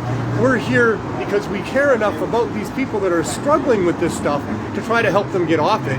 And it's not easy being down here, but we care enough to do it. And no way would we ever have anything to do with anything like that. So if it's there, you planted it. He goes, well, I saw it. I saw a picture of it. I said, oh yeah, what did it look like? He said it was in a little glass vial with a white cap on it. I said, yeah, that's how they're selling crystal meth now on downtown East Side, is it? That's cannabis concentrates that we sell to people that is very good medicine for them, and many people need it. And he said, oh, well, I guess we'll get that tested right away then. I said, yes, please do, because we certainly don't want any rumors like that flying around. That's ridiculous. And so that maybe had something to do as well with them giving us our RV back and backing off of us, because they went through it quite well. They made a hell of a disaster in there. We're probably not going to go in. It's locked up anyway. Jen's gone for the day, and she's got the keys, or it's where I don't know where they are. But I don't. She's done it. Most of the cleaning up has been done in there, but it was a mess, and they did their best to find whatever they could. And I think maybe they were just looking for some harder drugs to try to nail us with, or to try to whatever, find out if that's what we're doing. Maybe that's a good thing. Maybe they were doing their job. I don't know. I don't know a lot of things. But I know that they left a fair bit of cannabis in there. I know that they left a nice large chunk of hash in there, a nice box of keef in there, some weighed out cannabis, some edibles, some other things like that. And they took a bunch of stuff they had no business touching as well, like personal items, like some art that we had that was beautiful that Jen had gotten from one of the local artists, and other things that don't seem to be there. We're compiling a list. I'll be having some talks with them in the not too distant future. Don't want to poke the bear, but we do want to stand up for our rights, and we do want to let them know what's been going on here. And where they're wrong, they're wrong. They may also be wrong in that they didn't have a warrant when they came here. They didn't have a warrant to enter the thing until 5 days after they took it. And yet they were in our RV and they seized it. And this is a motorhome. And this is our residence in many ways, shapes, and forms, and mine for sure. So I think they're very wrong about what they did. I think our lawyers concur with that, and maybe they're understanding that as well. Anyway, that's kind of what's going on with that, but we're really happy to have her back. We love her. Maybe she'll get a paint job one day. We're going to make sure the mechanics all work well. And in the meantime, we've still got our tent going on. You can point it this way. We're all good. We didn't feel guilty at all. Are you good with being on camera with Pot TV? If not, just just we won't point it at you. But here's what's going on. We're still under the tent. We've had the RV back for 6 days, but we really haven't had enough time yet to make it as nice as we would like to make it in there before we re-enter it. Also, that it was hot in there today, and if it's going to be hot in there, then we're going to be out here. Providing there's not too much wind, that we wouldn't be able to set up the tent, but I don't think that's going to happen on the hot days. I think we should be fine. But so this is another thing that the raid has done for us, is it's taught us that we can have a pop-up. We can serve people quite well from our tent and tarp structure, and it's more accessible for people. It's a little more friendly and inviting for people than coming up through a window of the RV. And we kind of like it. So on the days that are nice, we're probably going to just stay like this with the pop-up right where it is, and the RV there as just a support vehicle for what a variety of reasons, I'm sure. But I think that's a nice evolution. That's also what's taught me that we don't need to have another RV to do outreach. We can do outreach with just a pop-up tent quite easily, and that once we're permitted to do that, the right thing to do for the city would be to allow and encourage and support other areas of this area to have high-dose cannabis edibles available for people really easily. So we'll see. I don't remember if there's other things I'm supposed to mention. I kind of took the episode off. I figured as a season finale it would kind of play out all by itself, and maybe it has, I'm not sure. But there's probably other things I should talk about, but the most important things have been nailed. Oh, let's show the signs I do have up. We can do that. So the informative signs that I had that you've seen in the other episodes, I still do put those up, although I didn't just the other day because it rained yesterday, so I didn't have them up yesterday. when the VPD gave me my RV back, I took away the sign that said VPD trying to stop access to cannabis to protect corporate greed. I took that one away. Maybe it did its job. The other ones that talk about how the Cannabis Substitution Program is the best harm reduction option and that high-dose cannabis edibles will save lives if made easily available. And the one that says Trudeau's cartel and legalization does not include the poor and the sick. Those signs are still relevant. I'll still be flying those on a regular basis, and we'll probably change them up and add some other ones, because this is a great form of media to have an audience of people passing by, thousands of them every day on one of the main corridors out of Vancouver, and we do get to educate them a little bit about this issue that's going on here. All these things combined, and all of the work that's done by all of the people, you in the audience and others that are supporting us, is helping us continue to do this. Otherwise, we would have been squashed by the raid and by another raid and by another raid until we couldn't do it anymore. Reopening again right away only works if they back off and if there's a considerable period of time before they come back and do it again. So all of these factors are contributing. We wouldn't be able to do it without all of your help. We need more people's help. This is the biggest issue in our world at this point, because we talked about it on the show. The corruption that is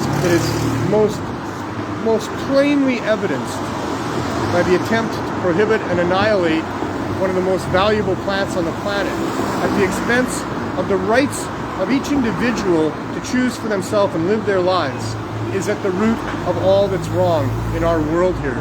From domestic violence to war, all of it would be drastically curtailed or shoved towards the positive or cease to exist. We shouldn't have wars at this time on this planet. This is ludicrous that we would be shooting artillery at other people's lands and homes. This is ludicrous. This should not be happening. It's happening because of greed, corruption, evil people that are allowed to get away with what they want to get away with in those regards, and we need to stop them.